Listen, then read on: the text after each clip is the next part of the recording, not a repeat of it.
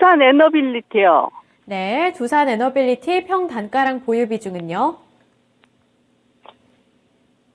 23,000원에 80%요. 23,000원에 80%요? 네네. 네, 알겠습니다. 현재는 손실이 나고 있는 상황이라 너무 답답하실 것 같은데, 네. 고민이 정말 많으시겠지만 어떤 부분이 가장 고민되시나요? 이걸 그때 많이 올랐을 때 이걸 매수해가지고 이걸 어떻게 해야 될지. 그러네요. 네. 알겠습니다. 그러면 손절도 생각하고 계시긴 한 거예요? 일단은 너무 오래 기다렸기 때문에 손절도 생각하고 있습니다. 네, 알겠습니다. 하지만 웬만하면 손절 없는 방향으로 물어보도록 할게요. 네네네. 네, 전문가님 두산 에너빌리티 들고 와 주셨고요. 23,000원 구간이면은 말씀해주신 대로 작년에 고점 부근에서 진입을 하셨습니다. 하지만 그 이후부터 주가가 내려앉았고요.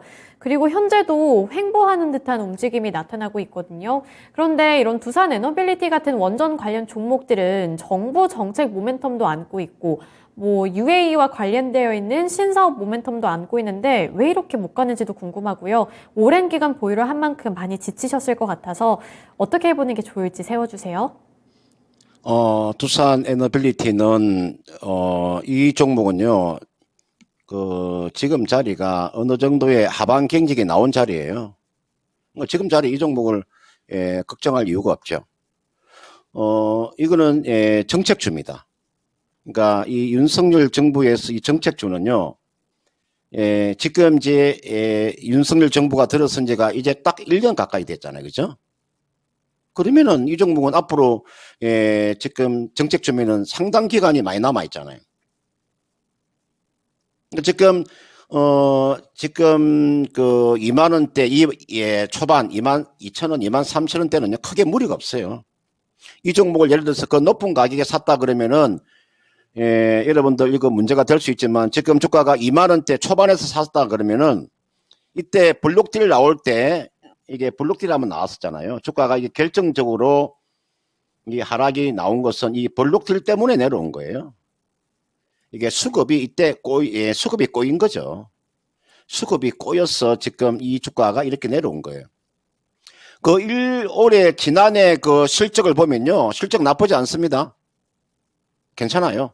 그리고 앞으로 두산 에너빌리티가 앞으로 추구해 나가는 게 우리가 SMR이라고 하죠. 여러분들 우리가 소행 모듈행 원자로 쪽에서 앞으로 성장성은 충분히 나올 거예요.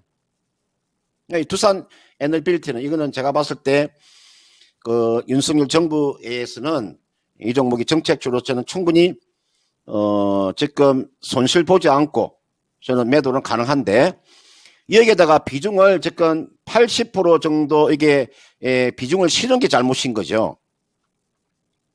한 종목의 비중을 이렇게 많이 실으면 안 되죠. 한 종목의 비중을 많이 실더라도 20%가 넘어가면 안 됩니다. 지금 제가 계속적으로 이야기하는 내용들이 여러분들이 그 투자 금액에 각자의 투자금 1억인데 1억에서 한 종목에 8천만 원 넣는다는 것은 이게 다 모든 자금을 이게 다 집어넣었다는 거잖아요.